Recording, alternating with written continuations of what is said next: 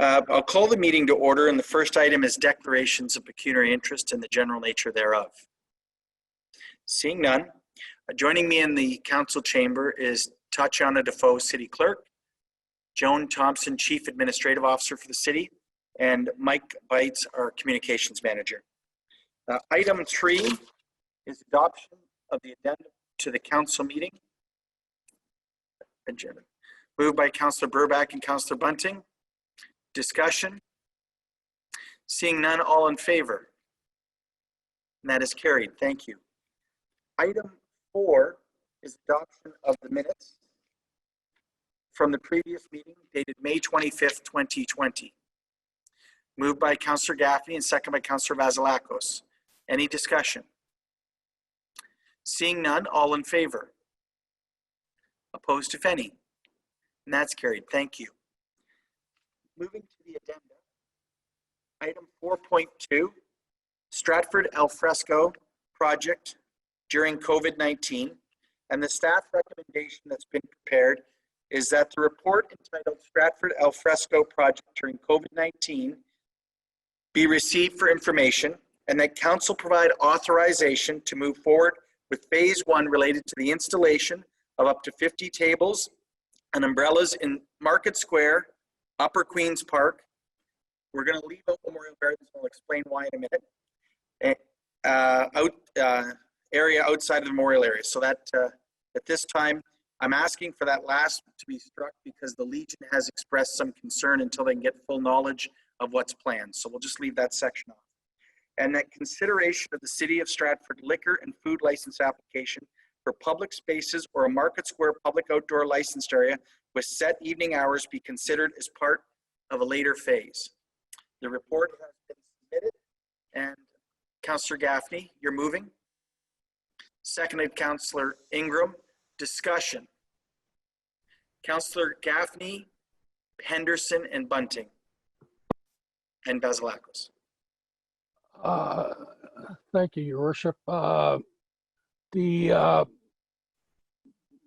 see in the recommendation proper, it does not mention the cenotaph, but the cenotaph is mentioned as part of the report. And maybe that goes along with the Memorial Garden concerns. I just wonder if the Legion has been asked about putting picnic tables at the cenotaph. So the whole memorial area, whether it be the cenotaph or the Perth Regiment Memorial, are being struck at this time for that reason. And we want to actually ensure that whatever is prepared to or proposed to happen is reviewed by them and is amenable to them. So please consider that struck as well. Okay, thank you, Your Worship. Councillor Henderson. Now, are any of these tables accessible tables? I don't see that they are, except are they thinking of those ones that are like orange in the background with chairs that can be removed? Councillor Henderson, the committee was working to ensure they were AODA compliant. So there would be a proportion of them that would be compliant, whether or not they leave a spot at the end that can slide under or other that they were looking at that. Okay, is there a cost associated with this? The recommendation with regard to this is the Stratford Economic Enterprise Corporation, SEEDCO or Invest Stratford, has applied for a grant that is coming possibly from a federal agency that would be deemed to cover these expenses. It is around a tourism recovery program. Okay. Councillor Bunting, Vasilakos, and Seven. Yes, thank you. It's my understanding that the wheels are in motion with respect to the Army, Navy, and Air Force veterans and the Legion. So I think that that wheel's in motion, so we'll see how that works out. But there was also a mention of Tom Patterson Island. What's happening there? There was some talk about it being mentioned at the time by staff. At this point, there is some concern been expressed with regard to access and egress from the island. Fire chief has some concerns with regard to that, And we would also like to ascertain from public health their concerns with regard to that. And in an attempt to make sure we could move forward this morning, we have left that off, and it could be included at a future phase. Thank you. Councillor Vasilako, Sebin, and Clifford. So I had the same question around accessible tables, and so as long as they're AOTA compliant, then that works for me. I did have a question around so this doesn't keep coming back. Can we actually bring in like Tom Patterson Island and the Cenotaph and Memorial Garden only upon approval from public health and a sign off by the Legion, so that it can happen? Like, I'm just wondering if that's possible, if we can approve it sort of in principle, provided they clear it off. Again, I'm just trying to streamline how we do things and giving pre-approval if possible. The challenge would be doing so. I would not want the Legion to feel we've made them the arbiter of whether it goes ahead or not. So I'd like to give them the chance to be presented with a full plan. And the Army, Navy, Air Force veterans as well. So that's part of it. With regard to the island, there is some concern about access and egress, the fact that you can't do social distancing on the bridge, how that could be managed. The fire chief has identified those concerns. So we would want to sit down and look at it. And we look at the June 8th council meeting as a time that it could come back. Okay, that's fine. And the other part is the second part about consideration about liquor with food licenses. That's just for consideration. We would come back, a plan would come back to us about that, right? That's correct. Just because some of those options are I was just thinking about the outdoor licensed area where you concentrate alcohol drinking is probably not as safe as being able to, socially distance and be a little more responsive. Anyways, so those details will come back to us before we look. Okay, then I'm fine. Thank you. Yes, with regard to the Alcohol Gaming Commission, there has been some consideration from the province with regard to how they're going to allow this. We're thinking it's probably more prudent to wait to see if there are announcements around those before we strike out on a strategy. And therefore we'll be dealing with whatever is known to be acceptable, and then we'll decide whether or not it's acceptable to the community. Yeah, so if I may, just as a follow-up, because one of the things is I see a lot of activity on social media, but also I'm getting emailed things about why aren't you doing X with respect to outdoor seating with restaurants and things like that. And I keep reminding people that we're still under a provincial order. We can plan all we want, we can decide all we want, but until the province decides what we can do, it's a moot point. It's mostly just planning. And the other piece of it as well is that I'm thinking that I think people need to understand that while we can be more restrictive than the provincial orders, we can't be more permissive than it. So maybe I'm just saying it because now it's, more people are seeing it. It seems to come up more and more. Why aren't we doing X? Why aren't we allowing this? It's because we're still under provincial orders on what's allowable. And I think that has to be made clear to people. Very much so. And everything that has been proposed is permissible under the provincial emergency order. Exactly. So that was my point. I wanted to highlight that because some people may ask, well, you're going to put out picnic tables, but when are you going to allow restaurants to serve those at those picnic tables? And my answer to that is it's said in the report, we aren't there yet. We aren't allowed to do that yet. Yes. Councillor Sebin? Yeah, just a couple things. One's unrelated. Are we coming back to item 4.1 after this? Yes. Okay, and thank you. And my other comment on this is I just have concerns about not the proposal or the recommendation so much as that the addenda was sort of received less than 2 hours before the meeting, and I just feel like it's not really fair to council or to the members of public that are trying to keep up with what's going on, and if they wanted to inquire or give feedback about things before they move ahead. So I just have concerns about something being presented so abruptly. I mean, we don't, I just found this in my email right before the meeting because I hadn't checked it, right all the time. And so, I would ideally like to see this referred to the next meeting or at least to a later date, just to give council and the public more time to sort of look into it. So, would you like to make a referral motion? Yeah, I'll make a referral motion to the next regular meeting, please. Okay, is there a seconder for a referral motion?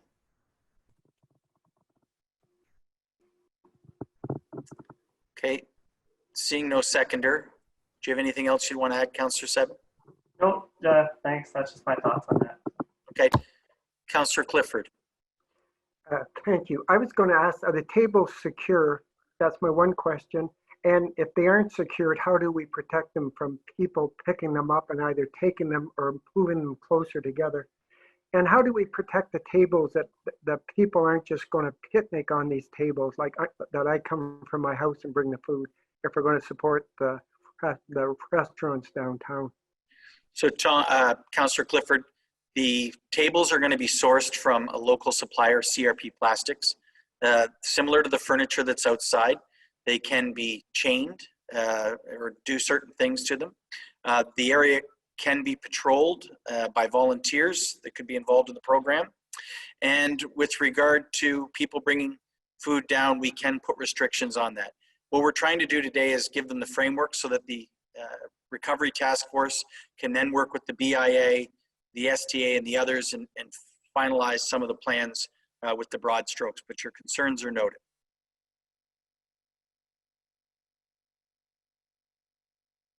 Councillor Vasilakos.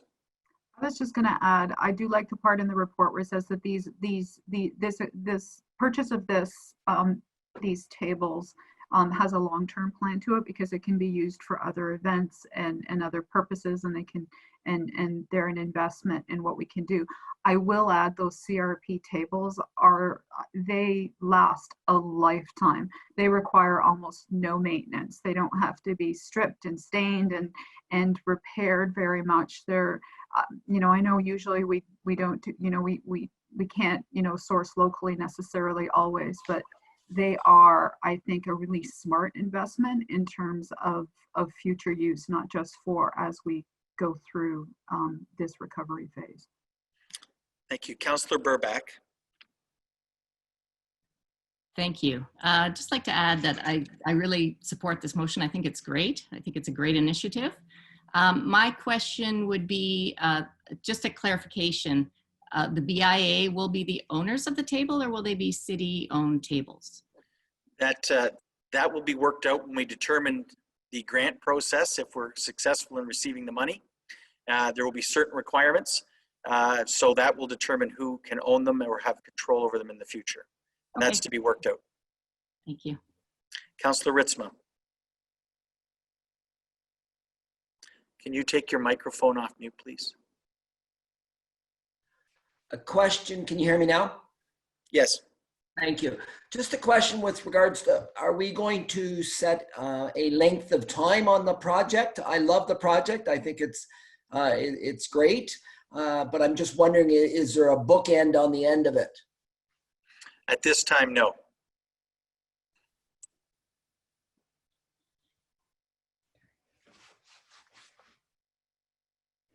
Anything further? Councillor Clifford and Councillor Bunting. Yeah, I was just going to ask, like in October, is there a place to store all these tables? Do we have a place, or does the PIA have a place to?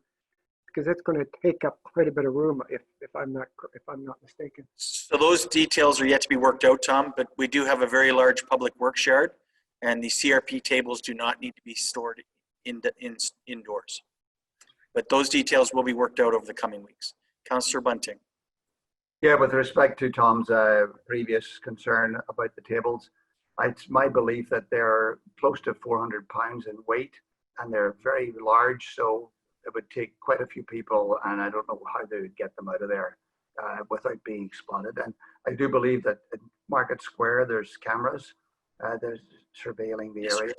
Yep, thank you. Anything further? If not, all those in favor of the motion? Opposed, if any? And that's carried. Thank you. Lakeside Drive item 5.1, weekend closures of Lakeside Drive. And the staff recommendation is that the information provided in the report titled Weekend Closures be received for the consideration of council. And I will open the floor Discussion. Councillor Burback and then Councillor Ritzma. Thank you. I did have a couple of questions. The first one is about the signage that would go around the river, asking people to walk their bikes on the path rather than ride them. I think that's a great idea. I'm wondering if those signs are going to be permanent or if that would just be for this initiative. Mr. St. Louis.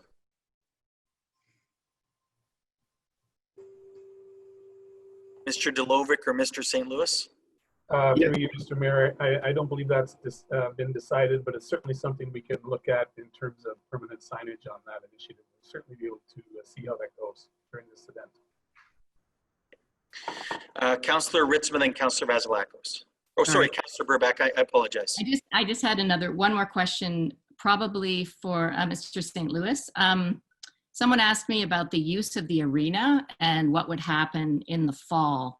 So my question would be, if we could use the arena in a limited way, would that be a possibility? And then I do think that we need to make some considerations of ending this program a little bit earlier, if that is the case. But I'd like to hear from Mr. St. Louis about the possibility of the arena being open. Through you, Mr. Mayor, again, the decision to put ice in, or what date we would put ice in to use the arena at the Almond has not been decided yet. Okay, thank you. It's just something to consider. And I would also like to suggest if we could add the possibility of perhaps putting a shorter time span on this program in order to keep the costs limited, but as well for us to reassess it. So I would like to suggest either an 8 or a 10-week trial period where it would then come back to council and we could look at whether it's working or not and whether it's going to work in the fall, because by that time we should know more about what's happening with the arena and other recreational areas that we have. So I would like to make that suggestion of perhaps a 10-week window where we could try this. Okay, I'll note that and we can add it to a motion at the end. Councillor Ritzma. Can you unmute again? There you go. Thank you. So I'm just concerned about the traffic that we might end up, vehicular traffic on Water Street, other streets. Is there going to be any signage encouraging traffic, vehicle traffic to use Ontario Street down to Queen? Mr. Delovic? Yes, through your worship, if required, we could put up some additional signage at say, Waterloo Street at Ontario, indicating that Waterloo Street is closed. It's hard to encourage people to take certain routes unless we start putting up detour signs, and we weren't intending on, for these short-term things, we don't typically put up detour signs for it.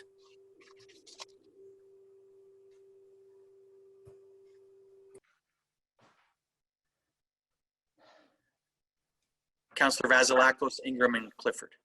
Okay, so I also agree with, running it for a little while. One of the points that I made the other day, or when we first brought this up, was this is an opportunity to see how well this works and the logistics around it, especially if there's going to be a tourism push around, stay-at-home tourism and our outdoor spaces. So it's probably a good idea to run it for a certain amount of time and then assess. I was thinking around the costs about this because there is an economic task force and they're looking at tourism. I'm hearing that maybe there's this whole idea of using our outdoor spaces more. We're already considering putting additional tables and chairs, at Upper Queen's Park, potentially on the island through our park system to use it as a way to promote economic recovery of the restaurants. So when I look at the cost of doing these closures, while we are doing it in one part so that our citizens can get out and get more exercise, there is an economic recovery component to it. And is there the possibility to fund these closures through some of that funding? As I said, especially in light of the item that we just approved, which is to add additional seating throughout the park system.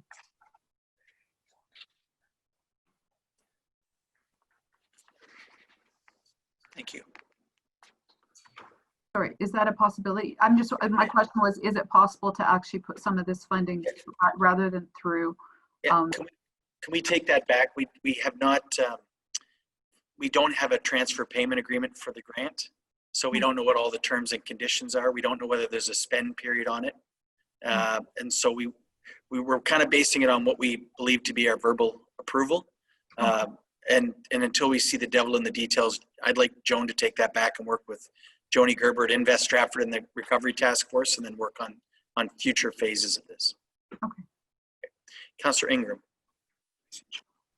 Thank you. Yeah, so I have a couple of comments. I agree with Councillor Burbach in limiting the amount of time that we're trialing this closure.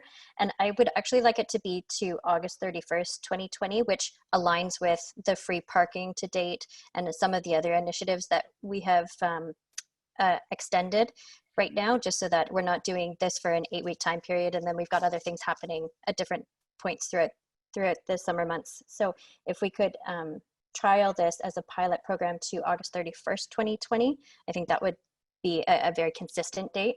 The other thing about access down to our parking lots, we have to remember that North Street only goes from Lakeside Drive to Water Street. So funneling traffic only from Ontario Street would then limit your ability to access that North Street or the parking lot in behind the Allman Arena that is only accessed from North Street. And then thirdly, I was thinking about the Tom Patterson Island in conjunction with the previous item we just spoke of. And if we're going to be closing Lakeside Drive on weekends from Friday evening to Monday morning, then it really limits the access even further to Tom Patterson Island if Tom Patterson Island was under consideration for opening up to have more picnic tables and those types of things happening on the island. So that's just something else to keep in mind when we're discussing the island. Thank you. Councillor Clifford, then Councillor Seven. Thank you. I was surprised in the report, like that all the costs that were incurred. If we're doing it when staff are on Friday night or on Friday, say at 3 o'clock and back on Monday, someone explain what the costs are if we've got the employees there anyways. And the other thing, I also agree that we to have it ended earlier than the end of December is a good idea. Thank you. Mr. Delovic, do you want to speak to any of the costing that's been listed in the report? Yes, through your worship, we just wanted to point out that it does take staff time, and so we're redirecting staff from other road maintenance activities, sidewalk maintenance activities, so that just the council has an idea. Instead of doing those activities, we are now going to be spending time putting up the signs and taking down the signs. So just to give you an idea of what's involved. And then the other staff time that's a potential is if we get a call on the weekend from the police, if they see signs are down and things like that, we'll have to dispatch staff out to make sure, re-erect the barricades and things like that. So those are potentials. So that's really so that council has an idea of the staff time involved to do this work, and it's taking away from other activities that we do. Councillor Seven, Henderson, and Vasilakos. Thank you. I have two, I guess, main oppositions to this proposal. And the first one is accessibility. And it's, no matter how you phrase this or paint it, we're restricting the river drive to people who have mobility issues. And even, as well to people who just don't have the time to go for a leisurely walk down the river, which, could very well be frontline workers who are working, different shifts. And there's just no way that if this was any other, park system or anything that was existing, that we would cut it off for people with accessibility issues and say, it's okay because it's only on the weekend. And I think that that's just, I don't know, I find that very concerning that they seem to be okay with cutting that off and cutting people off who clearly do use it. The second part is the financial end, and the report says it's going to potentially cost over $16,000. And I understand that will be less if we shorten the program, but I feel like the disconnect between, you know, we know there are tons of businesses out there, households that just don't have, you know, any extra money. They're suffering. They can't, they're going to go, you know, be filing bankruptcy. And here we are talking about spending all this money on a novel thing when we have a park system that is expansive in Stratford. We have a trail system. I just don't see, you know, if we wanted to go out and spend $16,000, I just think it'd be better to maybe ask people who need it and maybe help businesses from going under and households from going under. So I think the disconnect is prevalent here. This isn't going to help the economy of Stratford. It's not in the downtown core. People already go to the river. And I think cutting out the people with accessibility issues, people who can't get down there and want to enjoy the scenery all summer long, and just to say it's only on the weekends and that's okay, it just doesn't sit right with me. So I'm going to oppose this, and there were a lot of comments that weren't even by me last time we discussed this that were in opposition, and I would just like to see some further consideration. Yeah.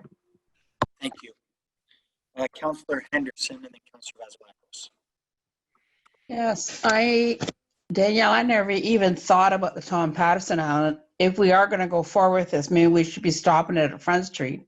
And then people that are going there have street lights on Ontario Street to be turning down Front Street if they're going to go along there. Myself, it's going to cost $16,000. And I guess, you know, I agree with Cody about the accessibility of the lake and or the river. There's, you know, people that are concerned about that on both sides. Some people are for this, some aren't. I mean, maybe if we want to do a trial like this, maybe we should be biting the bullet and just making it one way from Water Street all the way along, like eastward from Waterloo Street along the river, putting down the orange pylons, and then you'd have one whole lane that's closed. That's just my 2 cents. And Councillor Henderson, that was discussed earlier, and it was actually a more expensive option to do that. Councillor Vasilakos. Okay, a little bit about the cost with this, because I realize there is a cost and there are lots of people in our community that are struggling. And just to be clear, we do have money has gone into those programs. Social Services is working with the United Way. There's financial aid that's going out that way. But I will point out that our Community Services Department, like part of the things that our citizens pay taxes for is the community services that we provide. The things that add to quality of life of our community, that are things like the Lions Pool, you know, the arenas, the community services, the access to community infrastructure that adds to quality of life. And one of the issues we have right now is what we have available to people to get out and get some exercise safely is outdoors and walking and active transportation. So many of our other facilities are currently closed. The other comment is, and I'm always very, very careful when we talk about other demographics. So when we're talking about seniors, we're talking with persons that live with disabilities, and we talk about all those different things, that we don't treat everyone like a monolith, because I know there are a lot of people who use mobility devices who also like to be able to walk and wheel along the river. And as the river gets busier, there is the potential for someone who's in a wheelchair to find it more comfortable to be wheeling along the closed part of the paved road than to be trying to avoid people along the path. So I just want to remember that groups are not a monolith and they all have different opinions around this. And so we have to be careful with that, because I did get some feedback about people that were like, you know, I do use a walker, but I walk along the river and this will make it a little easier, that I'm not constantly having to weave. So just a little bit of care around that. One of the things about keeping the bikes off the paths, I think it's something that a broader issue. We have to somehow at some point talk about how we actually creating a cycle path around our park system then, because if we're going to actually consider permanently asking people to stay off of the paths that are there and pushing them on onto the road, we do have enough space in the park system to create multi-use trails, very similar to what you see in some other communities where you have, you know, it's a little bit wider and you have the cyclists that go on the one side and the pedestrians on the other. And I think we really should be looking at something like that then if we're going to start restricting where people on bicycles, especially younger children, are in our park system. Thank you. Councillor Burback. Thank you. Yes, I wholeheartedly echo Councillor Vasilakos' ideas. So a lot of the things that I was going to mention. So I will limit this to just mentioning about the traffic on Water Street. I believe that it will still be a whole lot less traffic than would normally be there in the summer because of the festival. So I think that the residents there will actually still be okay with the volume of traffic. I can't see it being any more than if we had plays going. So just a thought on that. So the Councillor Bunting and Councillor Seven.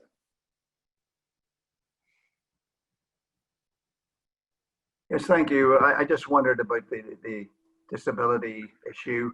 If there could be some additional temporary accessible parking assigned to the area between Queen Street and the bottom of Snake Hill. So just to accommodate those who can drive there, but they do have some, so they got a better chance of getting a parking spot, let's put it that way. We can refer that back to staff to look at because there is also the theater parking lot. Yes, Councillor Vasilakos. Just to that point, there's like, because there are people with mobility issues that don't have the tags, and what some places do is courtesy parking, so we can actually designate spots for people that have the tag, but we could also consider some signage around courtesy parking. These spots are for, you know, pregnant persons, older, like just some consideration for courtesy parking. Whether people do it or not, usually people are quite good about it at grocery stores and IKEA parking lots. So perhaps we can consider something like that. Thank you. Councillor Seven. Yeah, I just wanted to touch on how we do have, like, this is the first summer in Stratford in forever that there won't be tourists down by the river as well. So to think that we're going to be short on space even with social distancing restrictions is just I think it's unreasonable and it's unjustified to think that we're going to have more traffic than we have in the last 2 months down there. We haven't had anybody, you know, all we have here, all that this is based on is anecdotal. You know, when this was brought up and the motion was made, there was talk about, you know, feedback from social media. And, you know, since this was posted on social media that this is improved in principle, there has been, you know, a lot of negativity around it, but nobody is talking about that anecdotally. You can't have it both ways. I think we know there are a lot of people that are going to be pretty unhappy with this, and that's fine. That's how it is with everything. There's some people who aren't happy, but I think to just tell people, you know, and to Councillor Vasilakos' points about people that have disability, you know, you can't say, oh, there are some that want to walk, that's fine, or want to go in their wheelchair on the road. There are also some who like to drive by the river. So to sort of take, you know, taking action to open up the road for some is taking away from others. So yes, you can't paint everybody with the same brush, but you can't assume that you can't paint everybody with a different brush either. So I think, I mean, nobody is going to change their mind. I don't think I've seen so far on council anybody decide something and change their mind, but I think we just need to be more open to the feedback. And, you know, once we approve something in principle and there's a lot of pushback, I think that there needs to be more humility, and I think we need to take in the feedback rather than talk through why we're doing something. Thank you. Councillor Bunting and Councillor Vasilakos.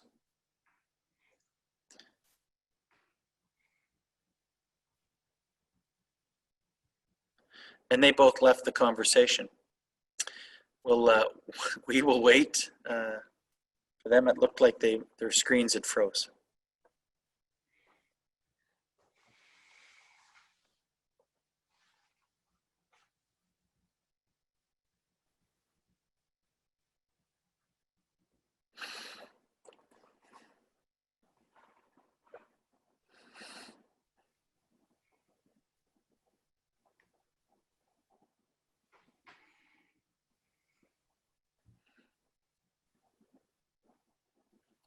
Yes, Councillor Henderson.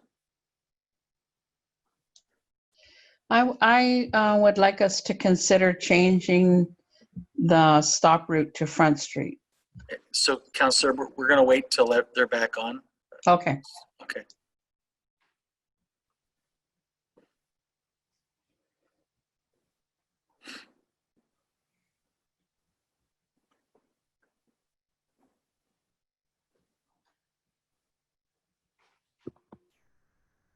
Councillor Seven. Is there a motion on the floor right now? No, there's not. Okay, thank you. Okay.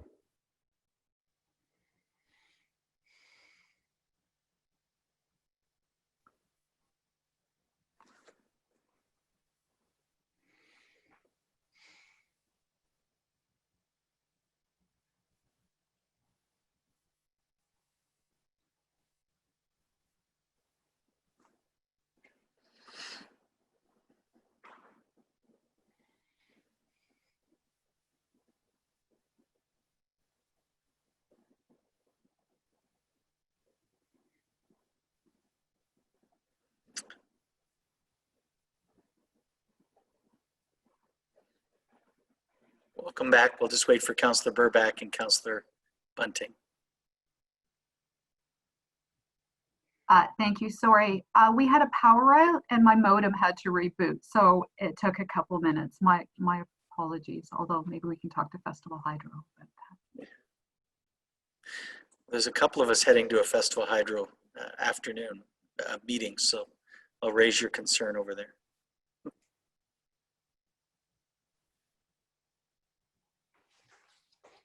It seemed to be the north end of the city, apparently.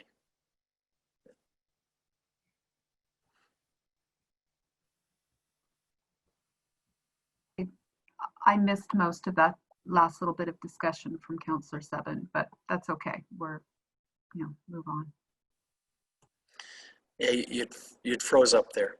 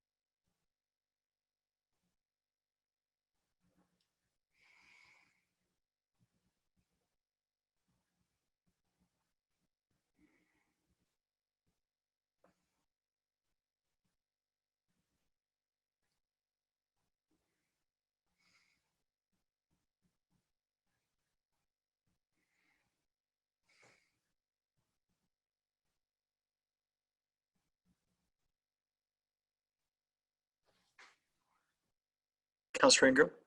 Thank you.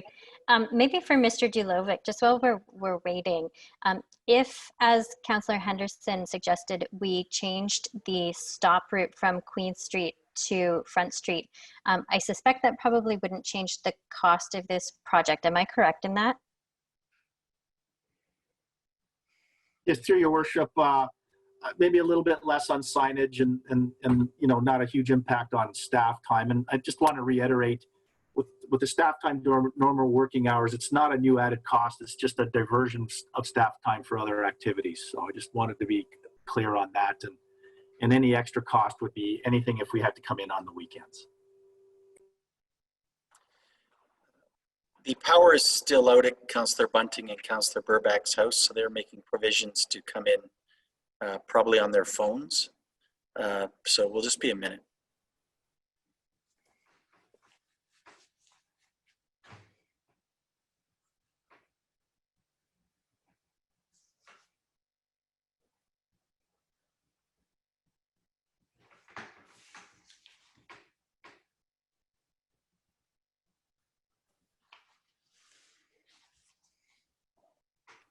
I'm still here.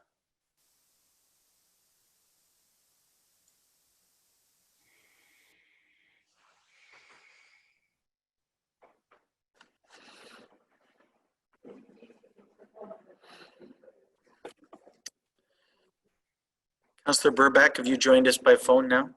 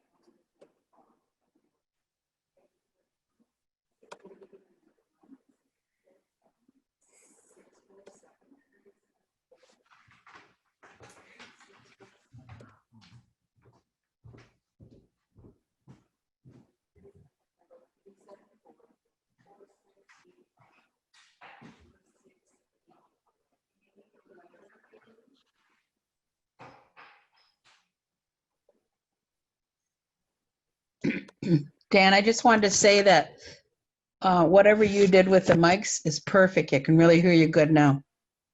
I'll give that to Tatiana and the problem solvers here in the council chamber.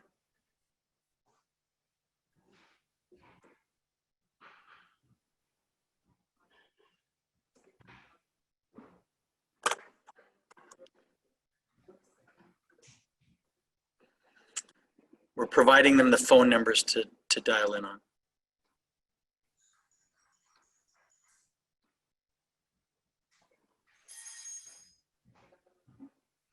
Hello, it's Jody. Hi, Jody. How are you? Sorry, power outage here. Okay. Sorry about that. Just waiting for Councillor Bunting. Okay.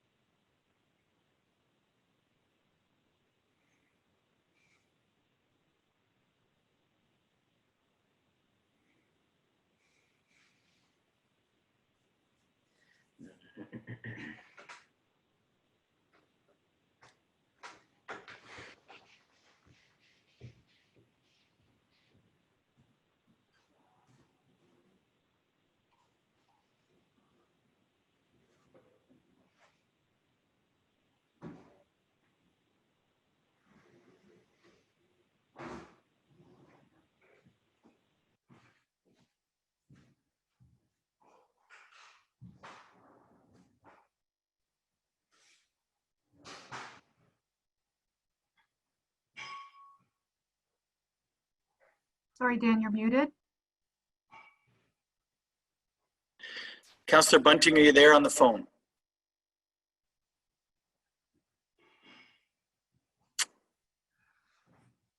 Okay. I'm going to, we're going to, Councillor Ritzma's back. Councillor Bunting is going to try to dial in. What I had to speak after Councillor Sebin was Councillor Bunting and then Councillor Vasilakos. So why don't I go to Councillor Vasilakos, and then if Councillor Bunting is able to join us back on, he can fall on the rotation behind that. Okay, thank you. And apologies, Your Worship. I keep calling you by your first name, and I realize Zoom has made us a little informal, but perhaps that isn't correct. That's okay. So I just want to, I'm a little concerned about how the conversation takes. I just want to back up a little bit. There's a lot of communities right now considering ways that they can allow their citizens to get fresh air, exercise, get outside, expand their spaces. We're not the only ones going through this. I had correspondence from the health unit in April about whether we would be considering doing this because of the challenges that there are some people that are, let's say, in apartment buildings or small spaces that don't have yards, but how we can do this.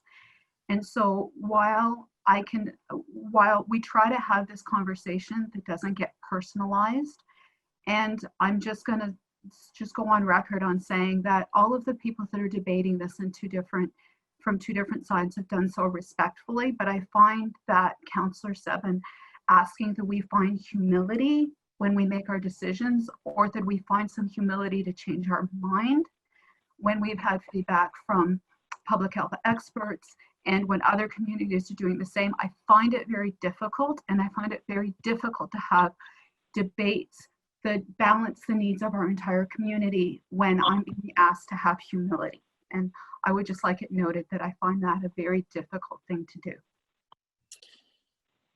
Councillor Bunting.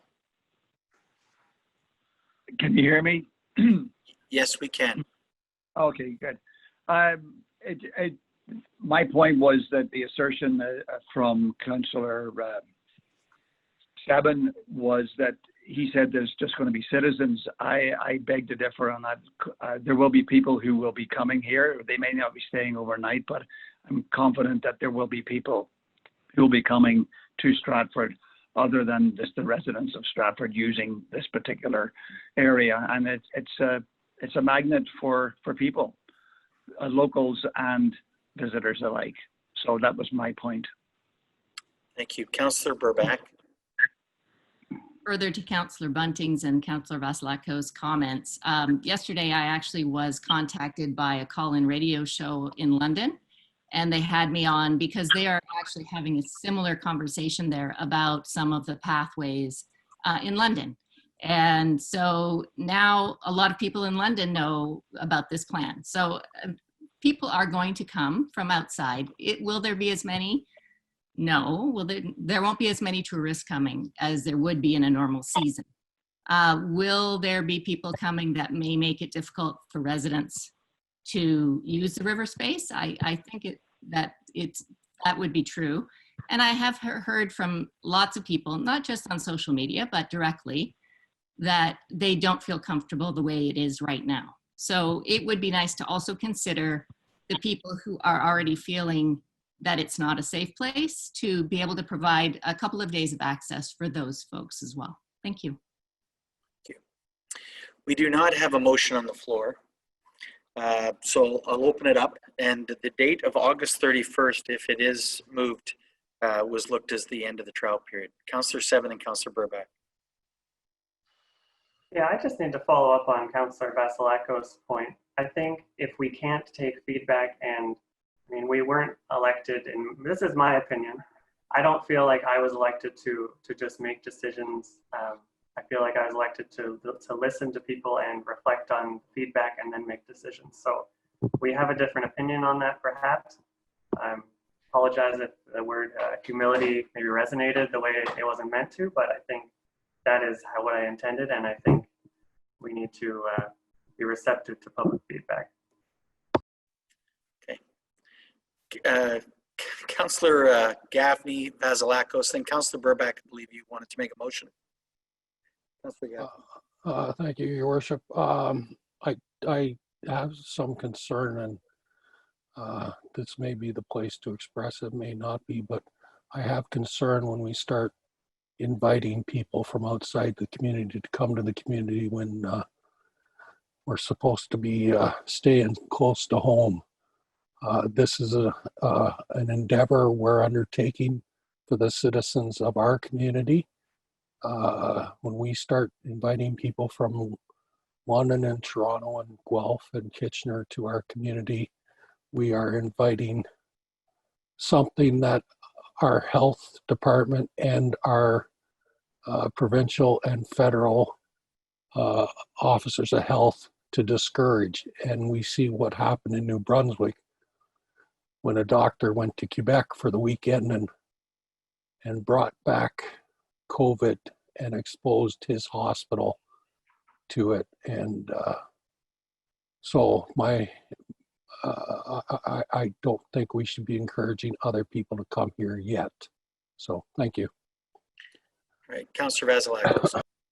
And that's a really great point that Councillor Gaffney made, because I'll go back to my original point that right now we should not be encouraging people to visit. People are supposed to be staying close to home. But as we move through the pandemic and as the province opens things up and as our economic recovery task force around tourism starts to put a plan in place, this is a good opportunity to figure out the logistics of how we actually make our park system safer.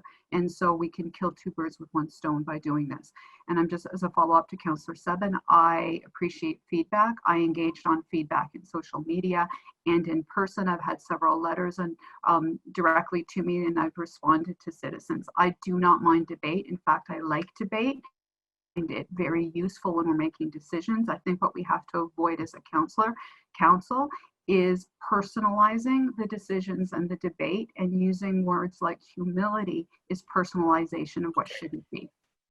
Councillor Seven offered his regret on the choice of words, so I think it'd be best if we move on from there. Councillor Burback. Thank you. I just wanted to make one point of clarity. When I talked on the radio about what was happening here, it was in the context of they're wanting to do the same thing there. So I certainly wasn't encouraging people to come to Stratford, but the word is out that this is one of the things that we are going to do. And I don't know how we can stop people from coming. But I certainly wouldn't go on a radio show and say, hey, everybody come to Stratford. I don't think that's wise at all. And I do think people need to follow public health recommendations. And we did have a public health endorsement of this plan.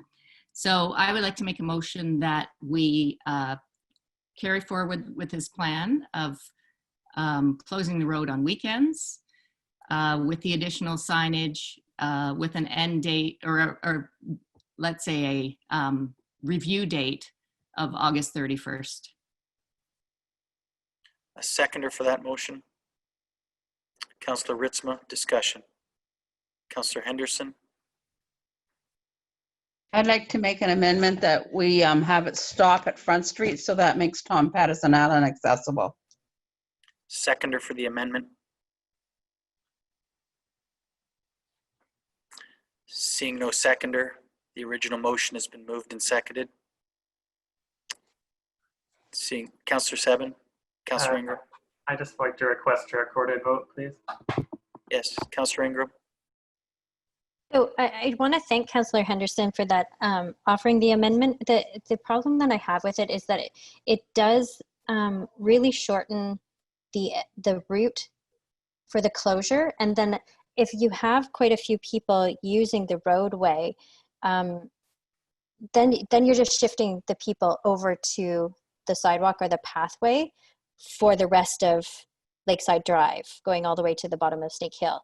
And that's where it becomes a pinch point, and I think that would become a further problem.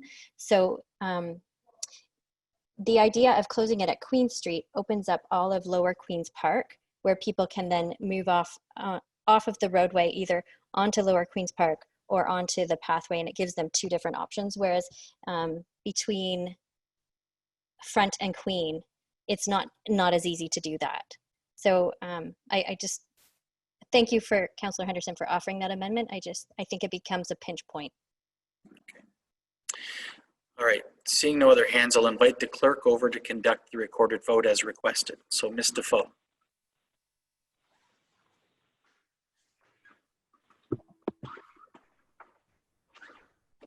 Your worship. I'm going to begin with Councillor Seven, and when I get to your name, please state whether you are in support or opposed to the motion to proceed forward with the closure of Lakeside Drive on weekends with the additional signage and for a review date of August 31st to be completed. So Councillor Seven. Opposed. Councillor Bunting. Support. Councillor Vasilakos. Support. Councillor Ingram. Support. Councillor Burback. Support. Mayor Maxton. Support. Councillor Henderson. Support. Councillor Beatty. Support. Councillor Ritzma. Councillor Ritzma, if you could unmute your microphone. There you go. Support. Councillor Clifford. Support. Councillor Gaffney. Support.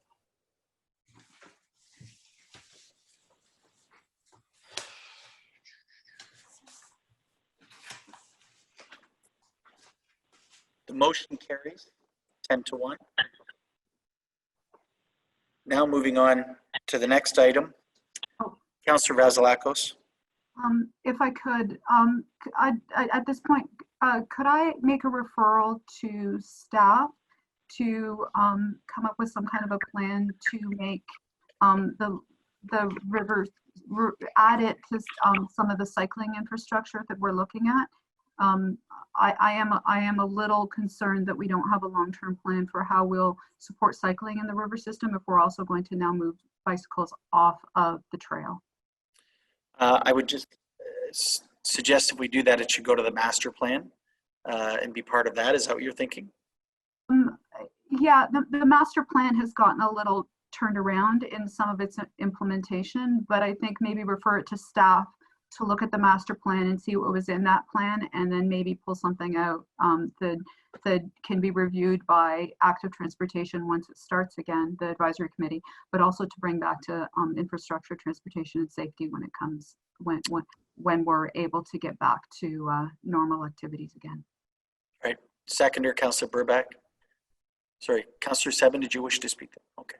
No, I just said something afterward. Okay, thank you. All those in favor? Opposed, if any? That's carried. Councillor Seven.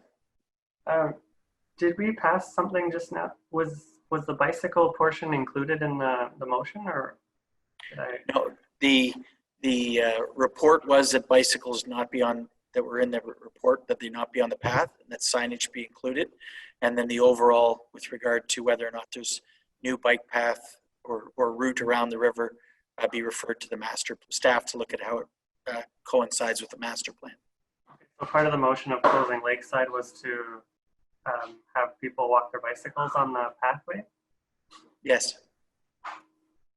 Okay. Councillor Henderson, did you have something?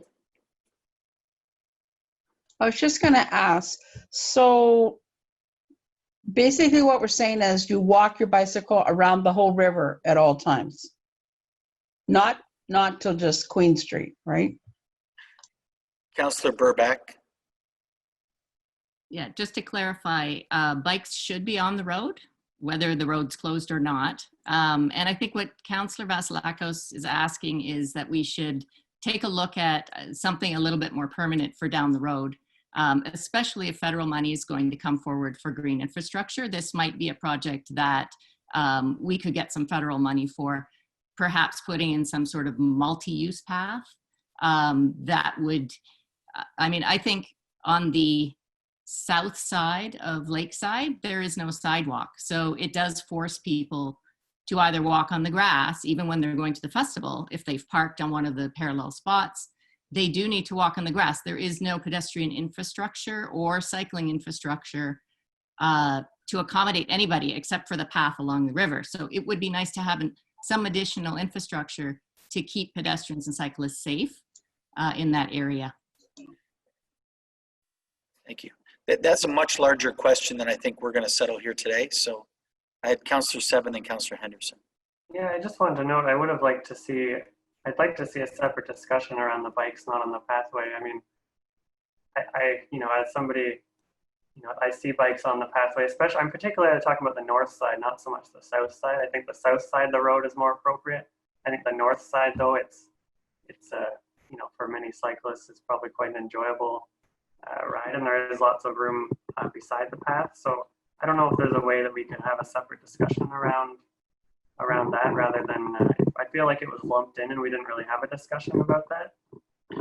Well, would you like to make a motion with regard to that? I don't know what the motion would look like. Whether we would talk about, would we have to reopen the path then to bikes first, or like how? You could seek a motion of clarification with regard to it. I'd be willing to allow that, unless the clerk rules that it's out of order. If you're ambiguous, it was ambiguous around the first, I'd be happy to entertain that. Sure, please. Okay, so you'd like to make a motion with regard to the bikes? Yes. That they be permitted? If that's the appropriate way to go about it. I just would like to see a more fulsome discussion about it. Okay, a seconder for that. Councillor Vasilakos, or is anyone wishing to second that?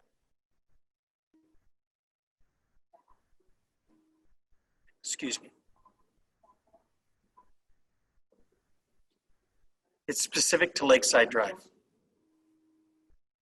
Okay. I've been, I would say, overruled by the clerk that would actually constitute a motion to reconsider, that it was covered in the report, and that it did say that you were to walk your bikes in the pathway. So therefore, it was prohibited. Councillor Seven, if you'd like to talk to it, then I see Councillor Clifford. Yeah, well, I guess I was just, I don't know if I was confused because there was no motion and then Councillor Burback made the motion, but was her motion including the bikes, or was it to support, or was it just to close the lakeside? The way I'd interpret it, that it was to accept the conditions that were in the report and to approve with the end date to be August 31st. Okay. So would that mean that the end date for the bikes as well?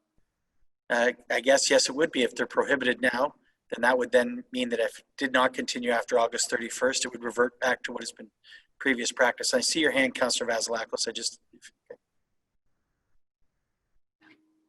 All right, I have Councillor Clifford, Burback, and then Vasilakos.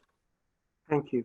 The only point I'd like to make is that a small child almost anywhere, and I have a grandson, when I'm driving around, if the road is busy, we always go on the sidewalk. So it's easy to say we're not going to allow a small child to ride a bike, but if the parents are going and the child, like, he's not going to walk the bike, he is going to ride the bike. So I think we have to be open to that also. Like for an adult to be going around there quickly, I could see a problem, but a child riding a bike with his parents, it's going to happen regardless of what council decrees today. Okay, Councillor Burback, and then Councillor Vasilakos. Just want to add two things. One is clarification. In the motion, I asked for the signage to be included, so that would have included those bike signs. To Councillor Clifford's point, I think that this would kind of follow with the same bylaw that we have about riding bikes on sidewalks, which is that I think, correct me if I'm wrong, that bikes or children's bikes of a certain tire size and lower are allowed on the sidewalk to ride. It's just adult bikes that aren't allowed to ride.